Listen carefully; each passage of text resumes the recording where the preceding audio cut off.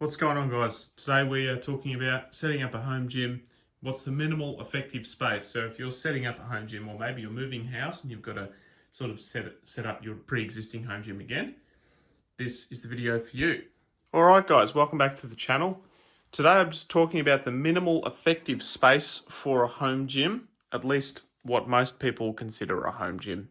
You can get an adjustable bench and a set of adjustable dumbbells and store that in the corner of any room. But if you want a barbell, if you want a rack and maybe some cables, what's the sort of minimal amount of space that you can get by with without sort of compromising on the equipment or your workouts? So you can see here, this is my power rack from SMAI, the Vanta series, and it's in sort of this half of the bedroom, and I've got my Revolution Fitness R5. But you don't need all of this. You do not need a full bedroom. If you had a bedroom in your house that you're using as an office or maybe as a spare bedroom, just picture for a second like this is a queen size mat, so that would sort of take up that area of the bed. The area of the bedroom. You still have all of this area. So this is to that mat there, it's about 1.7 meters. So really, just for sake of argument, we'll just say 2 meters. 2 meters by about 4 meters is probably the minimal amount of space you're going to need for a home gym. You have to consider, for example, the width or the length of a barbell. It's 7 foot, right?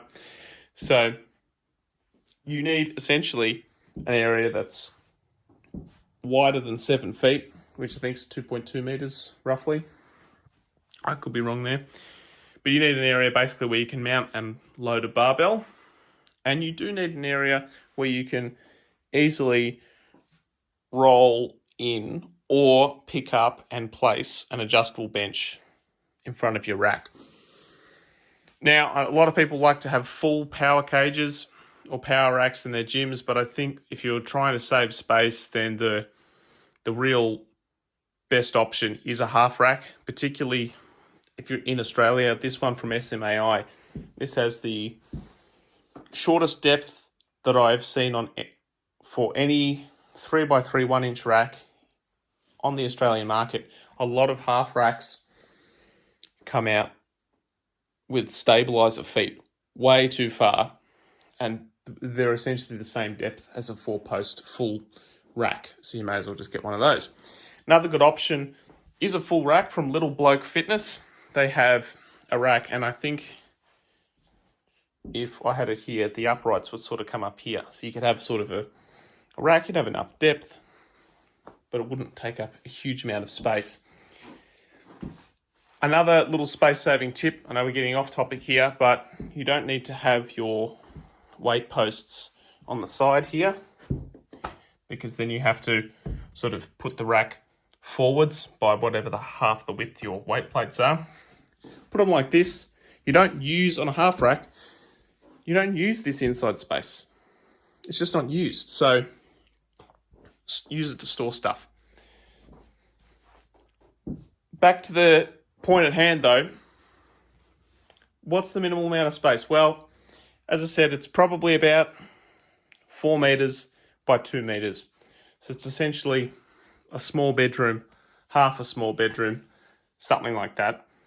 And if, for example, I couldn't have this rack here, what I would do is I'd have a cable tower from a TiVo, either the plate-loaded one or the pin-loaded one. I would have a cross member come out for my rack, just one of those small ones, and I'd mount the cable tower to an upright. I'd buy a separate upright, and then that would allow me to have everything really nice and secure. Those cable towers can stand up on their own, but it's best to have them secured to the wall or to a rack.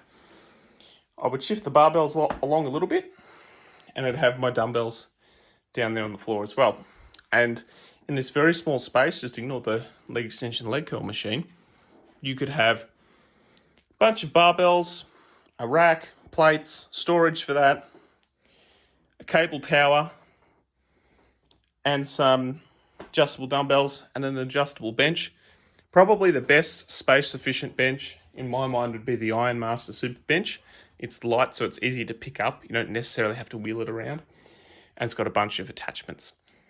Similarly, if you get a 3x3 1-inch hole rack, then you're going to have a bunch of attachments. Now, the attachments do still take up space, but a leg extension leg curl attachment is a lot smaller than an entire machine. So just something to think of. So just as an example, you can see my GHD reverse hyper outside. This is like an entryway that we don't really use in this house because it's sort of orientated the wrong way compared to our driveway. These shelves here, that's 2 meters. So essentially you have about 3 meters of space here, and it's 2200 wide or 2.2 meters wide. So you could easily get the power rack, maybe the cable setup, or maybe you can mount the cable setup to the wall here. So have room for the bench. Have your barbell storage just here. And you'd be good to go. And you can get so much done in just that small amount of space. And it's not even a full bedroom or full room worth of space. Similarly, in a garage, if you've got like a 1.5 car garage, then you can almost definitely fit a half rack in that, provided you don't have any sort of hot water systems or something sitting in that. So just something to consider if you're setting up your home gym. You can get a half rack and a few other bits and bobs. Like, you don't have to compromise on the equipment and still fit it into a really small space. I just want to take a second to talk about folding racks, because we typically see wall-mounted folding racks in garages especially. Now, they are good, and they're good if you are really disciplined in folding them up after your workout, but a lot of people aren't, and so they just leave them out. And to be honest, when they're actually deployed, when they're folded out, they take up probably more room than this in terms of depth. So, like, as I said, a half rack's probably the best way to go. You don't need these stabilizer feet if you can bolt your rack into the ground. So you could actually have these, which is 700 mil deep, so 0.7 meters deep. That's not much space at all.